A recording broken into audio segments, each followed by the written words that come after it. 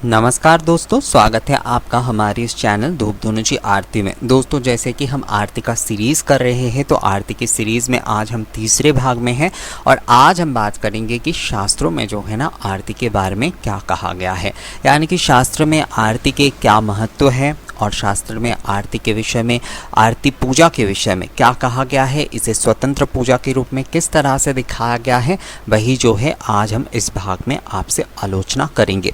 तो सबसे पहले जानते दोस्तों, जैसे कि मैं बहुत सारे समय आपको कहता हूँ कि आरती जो है वो एक संपूर्ण पूजा है, वो मैं कई समय आपको कहता हूँ, तो उसे लेकर जो है ना स्कंद पुराण में इसकी एक बहुत ही अच्छी स्पष्टता से उल्लेख है कि आरती जो है वो एक संपूर्ण पूजा है। या फिर आपकी पूजा में आप कोई भी क्रिया विधि अगर नहीं भी करते हैं तो भी जो है ना आरती के माध्यम से आप संपूर्ण पूजा कर सकते हैं। अगर आपकी पूजा में किसी भी प्रकार की कोई त्रुटि रह जाए, अगर आपको मंत्र सही से बोलना नहीं आ रहा है, आपको कोई विधि या क्रिया के बारे में संपूर्णता से नहीं पता है और कोई त्रुटि आपको आपके मन में ये रह जाता है कि कोई त्रुटि शायद आपकी पूजा में रह गया है, तो उसमें भी जो है आप आरती के माध्यम से उस पूजा को त्रुटि मुक्त कर सकते हैं दोस्तों। तो उसके बारे में स्कंद पुराण में कहा गया है, जो श्लोक कहा गया है उसमें ये बताया गया है, मंत्रहीनं क्रियाहीनं जत्कृतं पूजनं हरे सर्वं संपूर्णतामेति कृते निराजने शिवे।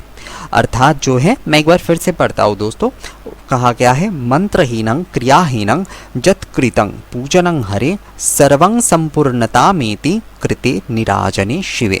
अर्थात जो है आरती जो है मंत्रहीन क्रियाहीन पूजा को भी संपूर्ण करता है। अगर आपका पूजा जो है वो मंत्रहीन है, अगर आपकी पूजा जो है वो क्रियाहीन है, तब भी आप अगर केवल जो है संपूर्णता से आरती करते हैं तो आपकी पूजा जो है वो पूर्ण हो जाता है। तो इसीलिए जो है आरती एक स्वतंत्र पूजा पद्धति है, या फिर एक संक्षिप्त पूजा पद्धति भी आप अगर चाहे तो इसे बोल सकते हैं, पर आरती अपने आप में ही एक स्वतंत्र है, एक पूर्ण है।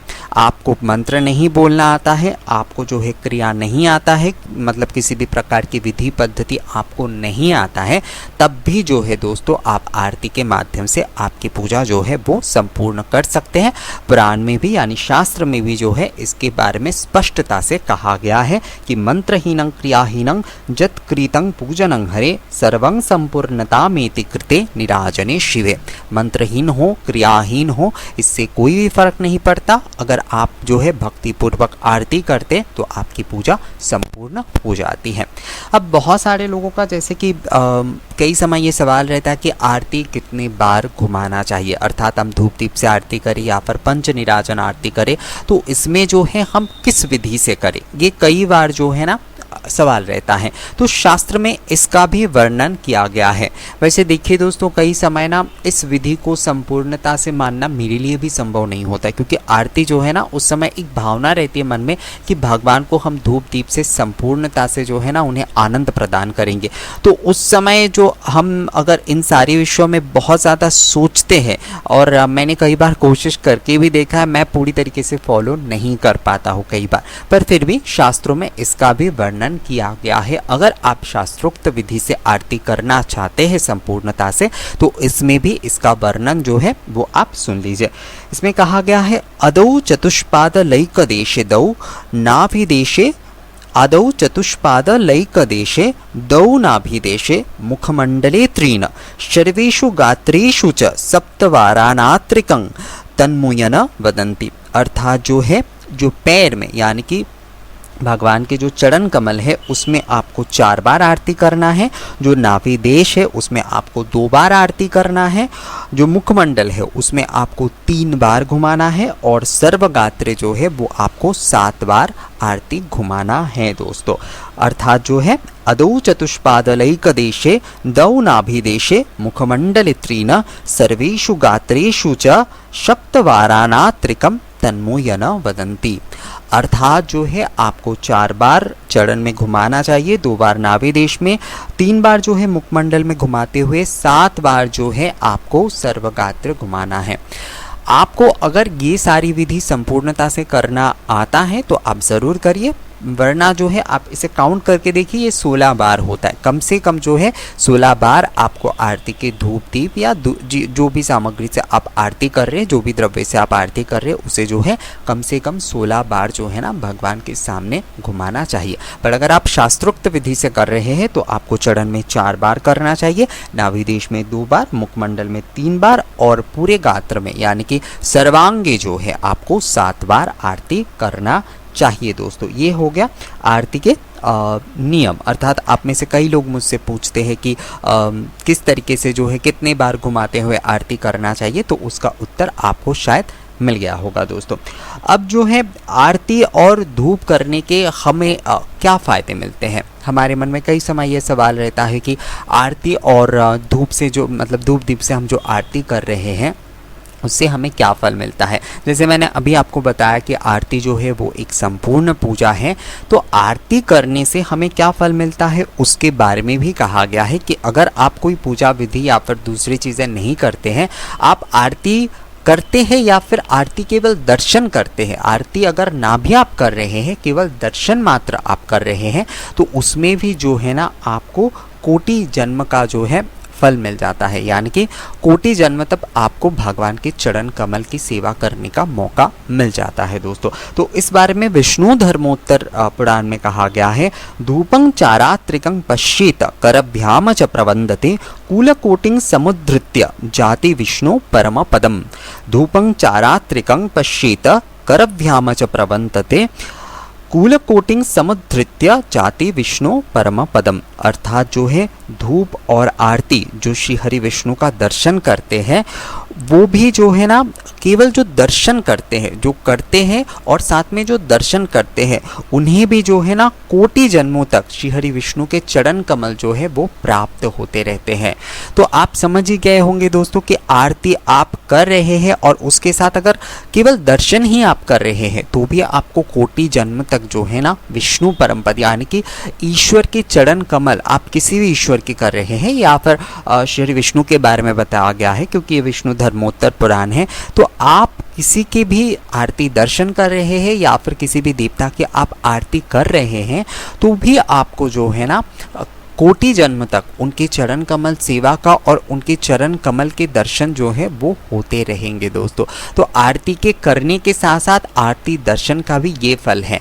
आरती जो है इसलिए संपूर्णता से एक स्वतंत्र क्रिया है, आरती जो है संपूर्णता से एक पूर्ण पूजा है। दोस्तों अब धूप आरात्रिक के बारे में क्या कहा गया है, इसके बारे में जो है हरि भक्ति विलास ग्रंथ में, जो कि वैष्णव पूजा पद्धति है, मतलब वैष्णव लोग जो है इसी चीज़ को पूजा पद्धति और पूजा विधि का अनुसरण करते हैं। हरि भक्ति विलास के मत के अनुसार वृंदावन में भी पूजा होती है, तो उसमें क्या कहा गया है इस बारे में धूप आरती करने के विषय में। क्योंकि हमारा चैनल जैसे धूप धुनुची आरती के ऊपर है, तो यहाँ पर अगर हम धूप आरती के बारे में थोड़ा जानकारी आपको नहीं देते हैं तो मुझे लगता है थोड़ा असंपूर्ण रह जाएगा दोस्तों। तो इसलिए धूप आरती के विषय में क्या कहा गया है शास्त्रों में, ये भी आप में से कई लोगों का सवाल रहता है कई समय, तो उसके बारे में जो कहा गया है तो हरिभक्ति विलास ग्रंथ में कहते हैं, धूपस्व विजने चैव धूपेनांग विधूपने निराजनेषु सर्वेषु विष्णुर्नामानि कीर्तयत।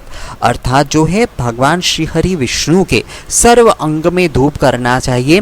धूप विजन यानी कि धूप के धुएं की जो मतलब सुगंध जो धूम रहे उसके साथ भगवान श्री हरि विष्णु के सर्व अंग में धूप करना चाहिए और उसके साथ साथ जो है ना श्री हरि विष्णु के नाम का कीर्तन भी करना चाहिए।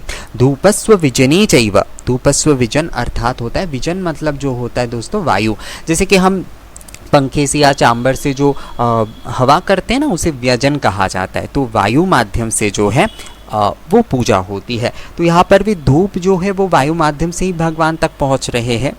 धूप के जो पवित्र धूम्र होते हैं यानी कि धुएं होते हैं, तो इसलिए कहा गया है धूपस्य विजने चैव धूपेनांग विधूपने निराजनेषु सर्वेषु विष्णुर्नामामि कीर्तयत। अर्थात धूप के वायु से सुगंधित जो वायु है, जो सुगंधित धूम्र है, मतलब उससे जो है भगवान श्री हरि के सर्व अंग में धूप करना चाहिए।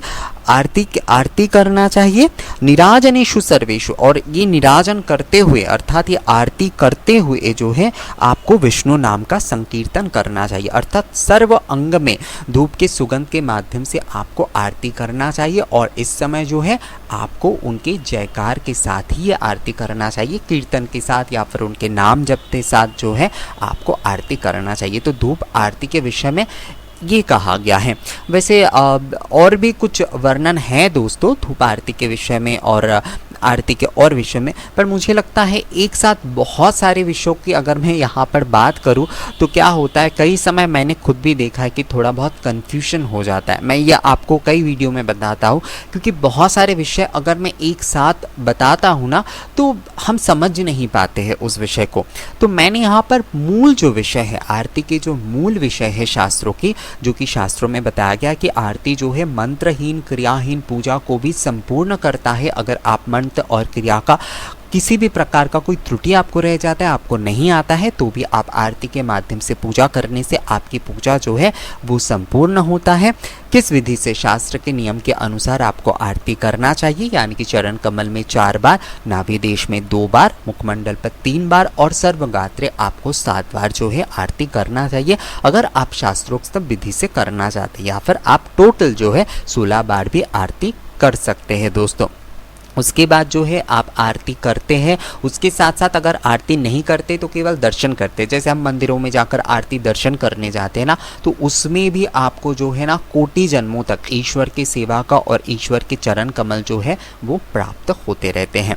और धूप से कैसे आरती करना है? धूप से आरती करना ऐसे है दोस्तों, भगवान का नाम कीर्तन करते हुए जो है ना निराजन, अर्थात जो है आरती, निराजन कहा गया है संस्कृत ग्रंथ में आरती को निराजन और आरात्रिक नाम से कहा गया है। तो धूप निराजन जो है भगवान की सर्व अंग में करना है। पवित्र सुगंध जो धूप के धुएं है उससे आपको करना है, उनके सर्व गात्रे जो करना है, और उस समय भगवान के नाम का जो है कीर्तन करना चाहिए, यानी कि जयकार करना चाहिए।